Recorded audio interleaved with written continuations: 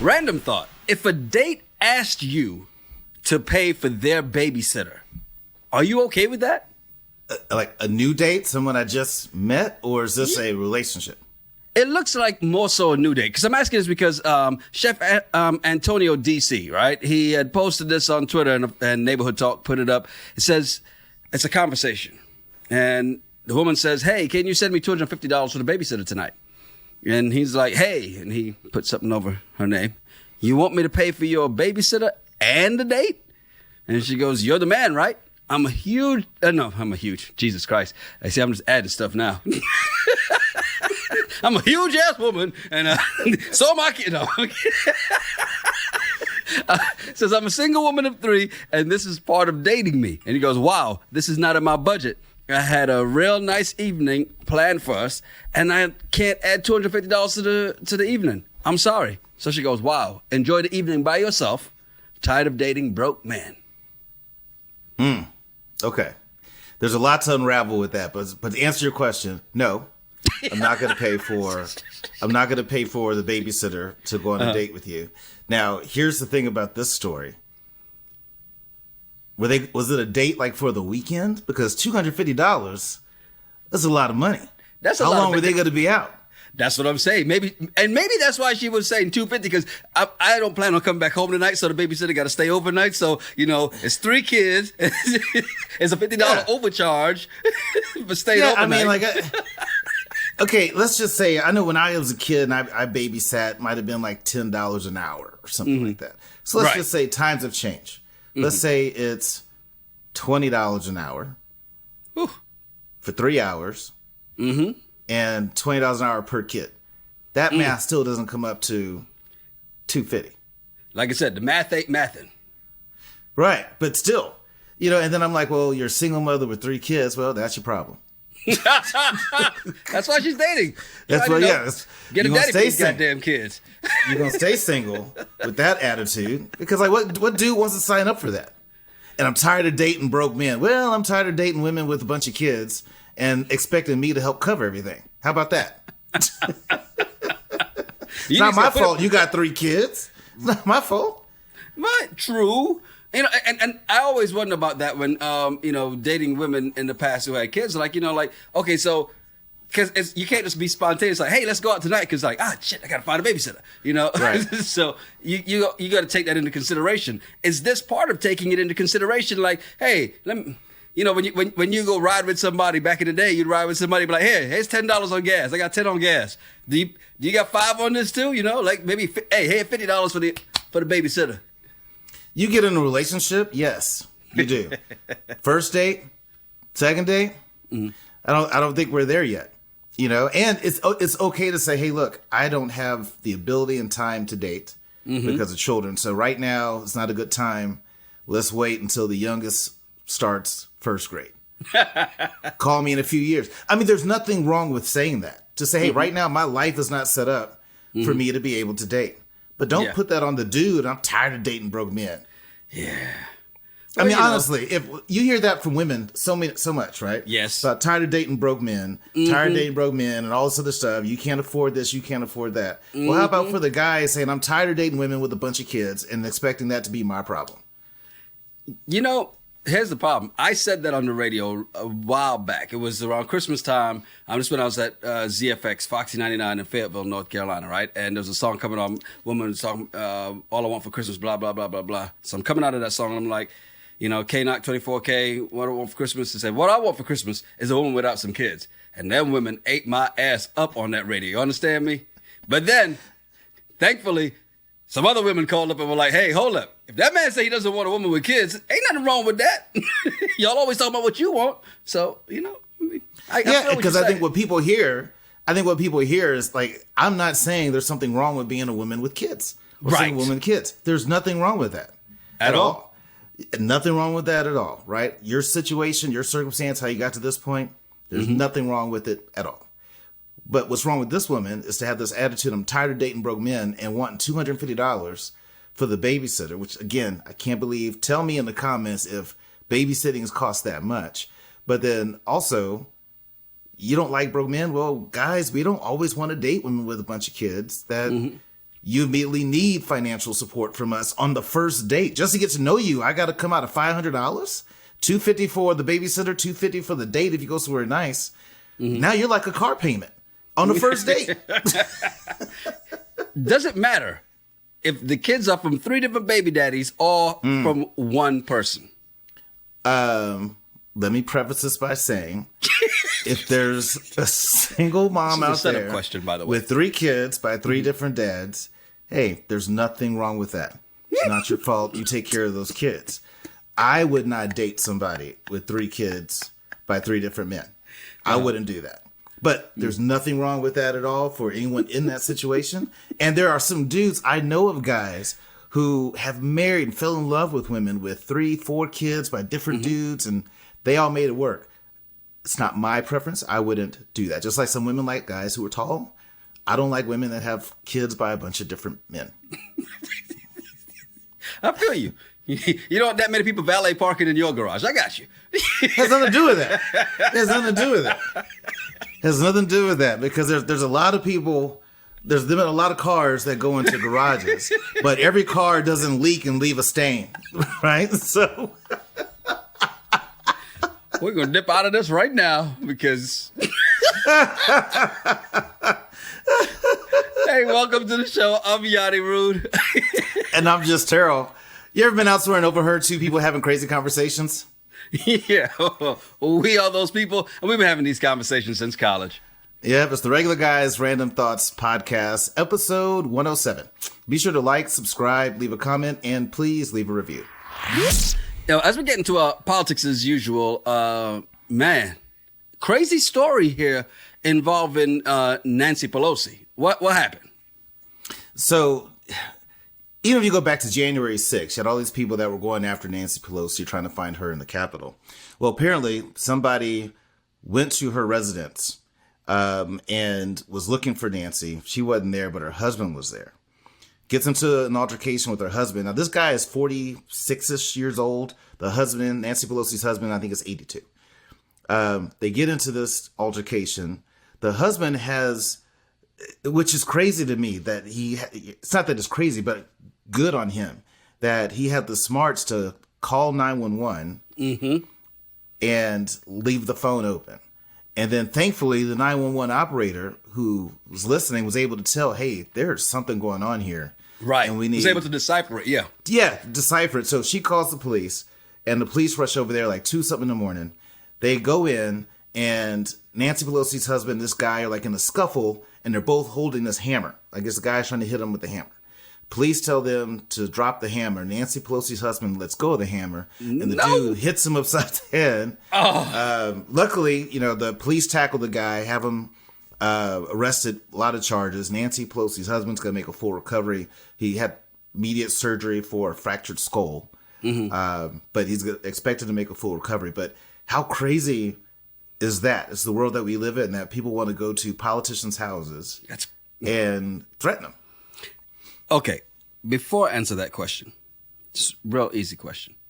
Nancy Pelosi's husband, it's not a black man, right? It's not a man of color, right? No. You could have kept your hand on that hammer. The cop wasn't going to shoot you, okay? Honestly, if it was a brother, I'd be like, all right, yeah, let go, because if I keep my hand on the hammer and that man lets go, cops going to shoot me first. But he should have, like I said, kept your hand on that hammer, something, but don't let... Because the fact that the man beat him down in front of the cop is crazy, right? But here's the dangerous rhetoric that happens because of all this divisive political speak. And the fact is that the politicians on the right, and I'm going to put it on them, because they bring this political hate speech a lot of the time, right? And they don't see this, because they're radicalized folks that are on their side are going. They believe what they're being told. So they go to the Capitol. They're looking to hang Mike Pence. They're looking to... Those politicians were very lucky. Congress, and I got to give the security a lot of credit for getting people out of harm's way. In this space, we've got to give a lot of credit to Nancy Pelosi's husband, who this guy comes in through the back door. He's like, wait a minute, how's this guy in my house? Who is he? And like you said, makes that phone call, leaves the call open just so the 911 operator could hear it. Kudos to the 911 operator, like you said.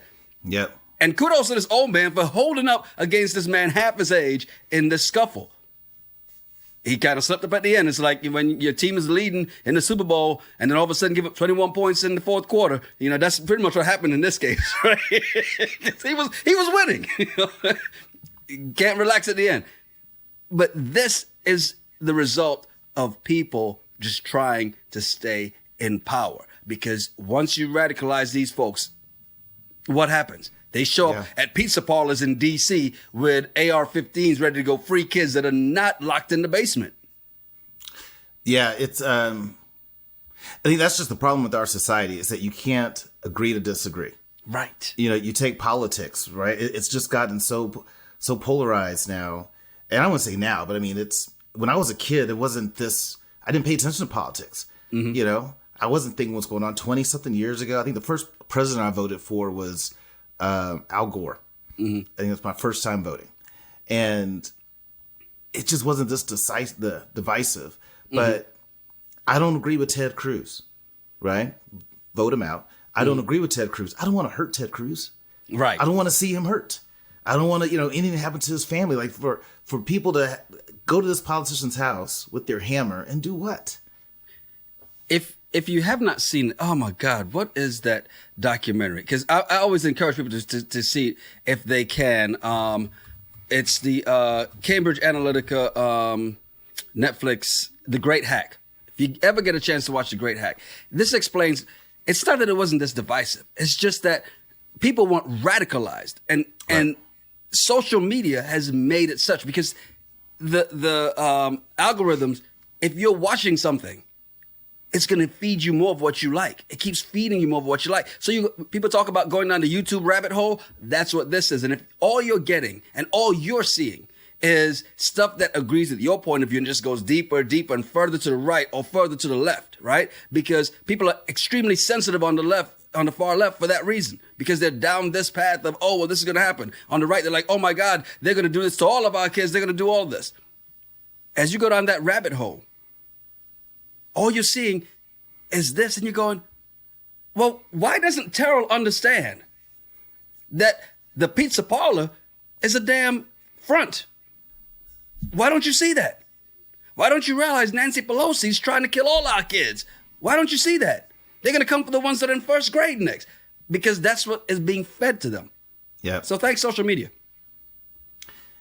It's ridiculous, but this dude, there's no way he gets out of that. I don't care if you plead insanity or whatever. I hope they put him under the jail. That's just crazy. But it just goes to say, like, when you start to reach a certain level of celebrity, you need to put your house and residence under someone else's name. Right. Facts. Create you an LLC and put it under the Put it in your mama name. But the problem with the LLCs is that, when you do that, then all of a sudden now they get to see who owns it. And so and so, okay. Oh well, yeah. That's when you got to put it on one of them 3 kids names that you start dating this one with the 3 kids. Put it under her youngest kid's name. There you go. Hey, funny thing is, he completed insanity. They were like, what a coincidence. We got a crazy cell right at the bottom of the jail. Yeah.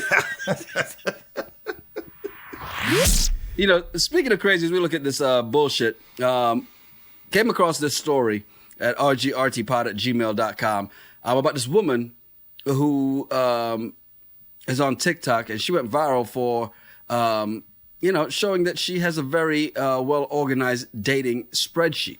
It goes back to the one dude that had the survey for all his dates. I mean, I just think it's crazy. I think it's crazy. How many dates are you going on that you need a spreadsheet to track all that? Now, she's tracking all the communications. Did we meet? Did we not meet? What was all that like? To me, I'm like, see all this? This is why you're single. Because that's just crazy. No. Have you ever been somewhere and you see somebody and you're like, are we on good terms or nah? Yeah. I've been out somewhere and be like, oh, I swiped right on her. Oh, she swiped on me, but I said no. When I lived in Lincoln, Nebraska, the town was so small. I'd be on a date and see someone I was on a date with the last week before, because you're going to run into people. Yeah. And so it's just like, hey, how are you? And you just But keep on imagine if trucking. you got it wrong, and that person that you see is like, hey, you're like, listen, mother. You're like, oh shit, I forgot. But if you had the spreadsheet, you would know. Yeah, I mean, there's been times I'm like, did we date? Did anything happen between us? And don't get me wrong, I've had that happen. We're like, did something happen between us? Like, yeah, Terryl, we had hooked up. I'm like, we did. Now, if you had the spreadsheet, you would have saved yourself. But this the was like embarrassment. 20-something years ago. This was back in my UTSA. They had spreadsheets back then too. I mean, They had Excel back then? not Excel, but what was that thing? Lotus, was it? No, I'm sorry. Because I think, what is she going to be like after you decide to date and she really likes you? Mm-hmm. She's going to create another spreadsheet of something. I mean, that's just a little OCD. Okay. Have you ever forgotten a woman's ring size or favorite color? I've never had to ask a woman's ring size. That was a trick question. Yeah. Yeah. I've had my coffee today. Don't mess with this over here. Never had to ask for a ring size. Favorite color I might have forgot? Yeah. How important is that? Is it the end of the world if I forget the favorite color? Ladies, let him know. Because I haven't heard of a divorce that happened because someone forgot their favorite color. well, it wouldn't be just the one thing. You know, the That's my straw point. that breaks the camel back is always something small. Oh, okay. So all the cheating, all the lying, I could take that. But Yes. damn it, he bought me a blue blouse and he knows. I hate blue. Yeah, no. It's attention to detail, my brother. Yeah. Attention to detail. Your Honor, that was it. I just couldn't take it anymore after that. I just couldn't take it. I'm out. So I mean, think about it. If you're dating somebody, you're like, oh yeah, this is somebody I want to marry, blah blah blah blah blah, and you're thinking, and y'all discussing rings, and she tells you the cut she wants. If you put it in a spreadsheet, you have that. Again, the spreadsheet is not a bad idea. It's Oh, not. you'll need a spreadsheet for ring size and the 4 C's. Didn't know I knew about the 4 C's, did you? But yeah, you don't need a whole spreadsheet for that for one person. Now, if you are offering a whole bunch of rings to people and you might need a spreadsheet, you're the problem. Hey, the notes section in the contact is an amazing place. Jot down the things you need to remember. Hell, just like, hey Siri, remind me next week. Hey, I don't trust Siri sometimes. Siri probably say, hey, Terryl, remember? You're like, son, not now. Siri, wrong person. You know, here's something that's interesting. Also popped up in rgrtpod@gmail.com. This woman in Michigan, right? Shops at Walmart. Teddy Joe Marie Fleem using the self-checkout. So security, loss prevention is looking and they know she's not scanning everything. So they approach her. Excuse me, ma'am.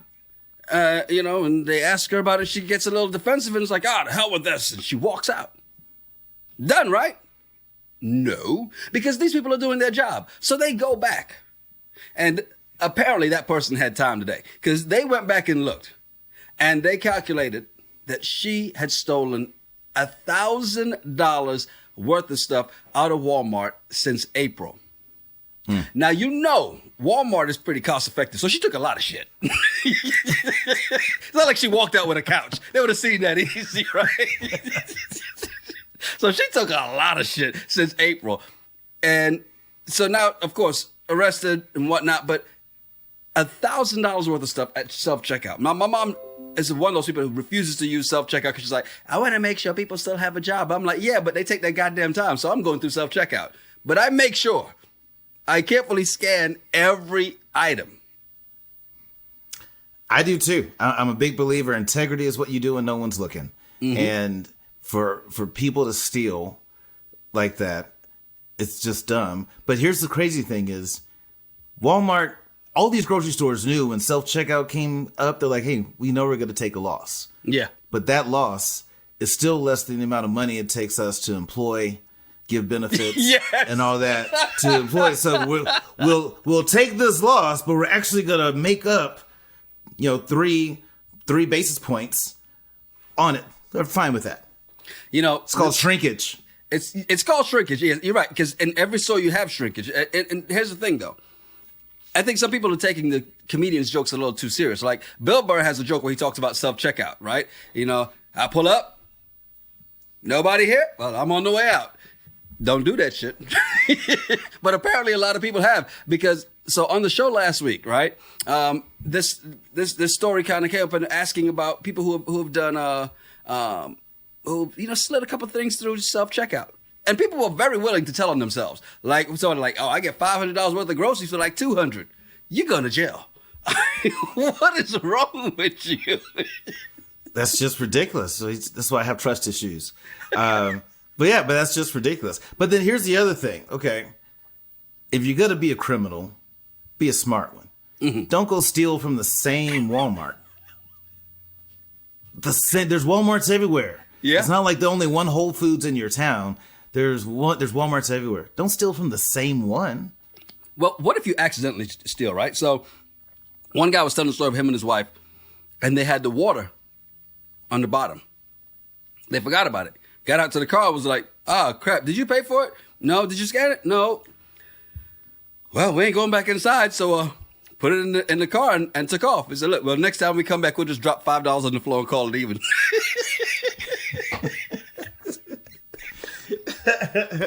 No, man. I mean, I just think it's really funny to me. I think the way people live their lives and the things that they do says a lot about their character. Right. And so if you're going to steal from self-checkout, that's ridiculous. But I'm the type of person that, I don't steal through self-checkout. Mm-hmm. If I realize they didn't charge me for something, hey, you forgot to ring in this. Yeah. When I take my groceries to the car, I put the cart back in the thing where it's supposed to go. Me too. Every single time. I don't leave it out.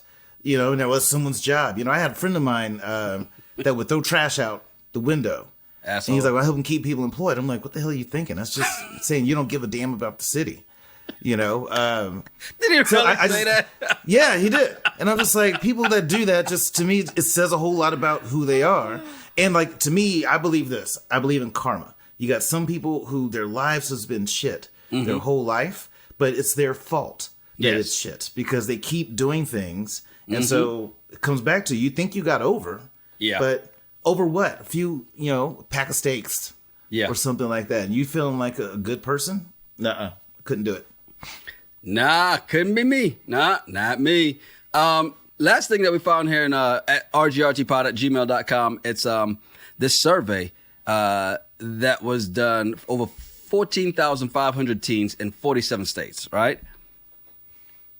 15% of them listed this restaurant as their go-to restaurant. What do you think it was? Well, I know it's not Applebee's, so you don't have to say that. But you made it sound so appealing last week, though. No, it was appealing in the 90s. It was amazing. So was Cracker Barrel. I don't think it was that one either. I know for sure it wasn't. Right. No, but I bet it's someone that has really great chicken nuggets and McDonald's? A damn good chicken sandwich. Oh, there's only one then. Only one. Only one. There can be only one. Yes, you're correct. It is Chick-Fil-A, the number one. The place that says, you know what? Everybody else is open 7 days a week. We're taking a day off. And people still go there every time. And I can't be mad at them. I cannot be mad at them. The consistency, even the service. You see the long ass line. There are 50 cars in line. You're like, it's not going to take that long. Yeah. You go to someplace else, you see 5, you're like, nah, bro. I got 3 minutes. Yeah, I got 3 minutes. Sure, I get in that line. I mean, it's so funny. And if you set aside the, because Chick-fil-A is a franchise model, so you set aside the owner of Chick-fil-A, right, and his views. Everyone that has a franchise of Chick-fil-A does not have those same views. Look at the workers, you can tell. Set that aside. You go into every Chick-fil-A, they have ability to find the best young people. Customer service is amazing. I haven't seen any fights that broke out in a Chick-fil-A, any of those videos of drama in Chick-fil-A, employee on the other side of Chick-fil-A cussing someone out because they didn't like lemonade. It's never been bad. And then you hit the nail on the head. The speed of service that they do. They invest in people outside of self-checkout, but they invest in people to be able to get things to happen quickly. I mean, that's Yeah. ingenious. Even in the winter, they're out there with coats, whatever. Yes. And hey, how are you? Welcome to Chick-Fil-A. You're like, I know you're cold. Sure is, but I'm happy you're here. What can I get you? I will say this though, especially in the South, Chick-fil-A is on point. I will say in the Midwest, it's a little different. This customer service is a little different. It's 60 degrees outside and they still inside. I'm like, hold up now. In the South, it's 40 degrees and they outside. Y'all look, 60 is like summer. What do y'all do? Yeah. No, I mean, they find a way to. It's good. I mean, it's just good. But their service is impeccable. I can't think of another fast food place that can top that, and it's perfect for teens. You know, because they don't need beers and stuff like that. They just want some nuggets and some fries.